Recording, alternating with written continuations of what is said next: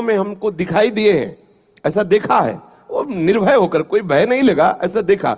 जैसे एक बार 3 बजे शौच के लिए कमंडल उठाया, तो जंगल में जाना होता था, कोई शौचालय की ऐसा, वो तो अभी कुछ वर्षों से शौचालय का ऐसी व्यवस्थाएं बनी नहीं, तो ग्रामीण आदि देशों में कहीं शौचालय पूरे नगर में नहीं होती थी, वो तो अभी व्यवस्थाएं हुई।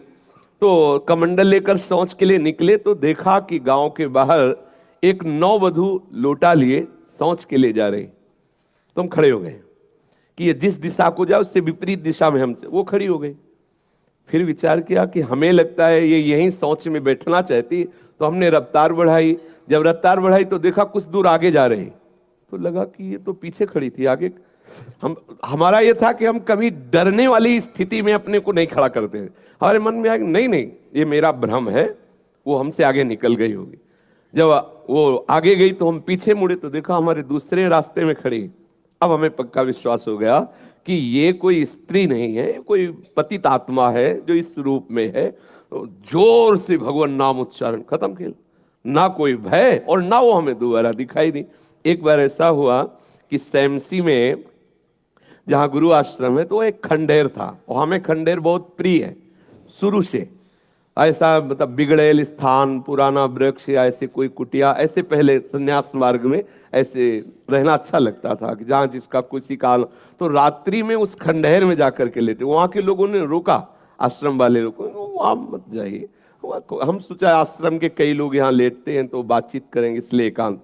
जे ही गए तो अंदर मंत्र चल रहा था, और एक छोटी सी टार्च सिराने, एक छोटी सी घड़ी दुप दुप वाली, क्योंकि उससे पता चले ना कि मतलब टाइम का। तो ऐसे रख के वैसे से थोड़ा ही लेटे, तो उस समय जटाएं बड़ी बड़ी थी, इतनी इतनी, तो ऐसे उनको तकिया की तरह जटा रखे। तो ऐसा लगा जैसे कोई हमें बहुत जोर से दबाने की चेष्टा कर रहा है। तो ऐसे देखा तो मुझे स्पर्श जैसा भी हुआ कि जैसे कोई कड़ा हाथों में एकदम। ऐसा कैसे हो सकता है? जब हम मंत्र जप रहे हैं तो कोई ऐसा कैसे हो सकता है कि कोई अशुभ आत्मा के छुए? तो टार्च लिया, बाहर निकले, कोई नहीं। मुझे लगा कि मेरी मानसिक बिगड़ेल बुद्धि हमको भयभीत करना चाहती है। नहीं नहीं, मैं नहीं मान। एक मन ने कहा यहां से हटके, वहां से हमको जिद्दी स्वभाव था, नहीं देखूं कैसा क्या। फिर वही जाके सोए।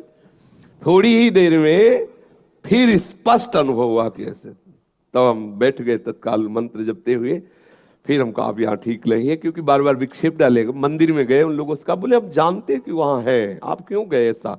तो हमने जीवन में देखा है कि अगर कहीं ऐसी प्रेत आत्मा आदि हो, वो आपको परेशान नहीं कर सकती। आपको जैसे गोकर्ण के सामने धुंधकारी प्रकट हुआ, कभी वो अग्नि बनता, कभी वो ये बनता, कभी भेड़ बनता, कभी सिंह, समझ गए अधोगति को प्राप्त। लेकिन कोई ऐसा नहीं कि उनका अनिष्ट करे और रो के कह रहा था कि मेरा उद्धार कर दो, मेरा कल्याण कर दो। तो ये प्रेत आत्माएं भगवत धाम वासी, भगवान नाम जापक वैष्णवों के प्रति अपना कल्याण करने के लिए आती है। किसी को भी कभी घबराना नहीं चाहिए। यदि कभी ऐसी परिस्थिति हो तो उच्च स्वर से नाम कीर्तन करने लगना, विश्वास करना तुम्हें छू नहीं सकता कोई। ये हम इसलिए सत्ता नहीं मानते। जैसे कभी कोई प्रश्न करता है तो कह देते मेरे भगवान ही भूत रूप में आए। ये एक स्थिति है, एक भावना की स्थिति जो सत्य भावना है। वासुदेवा सर्वमिति, तो सब प्रभु ही है, और सच्ची बात सब प्रभु ही है। लेकिन ये जो अगर हम उस स्थिति को नहीं पहुंचे तो पक्का समझ लो कि अगर प्रेत योनि का कोई भी जीव तुम्हारे सामने आता है और तुम भगवान नाम जप कर रहे हो तो तुम्हें कभी परास्त नहीं कर सकता।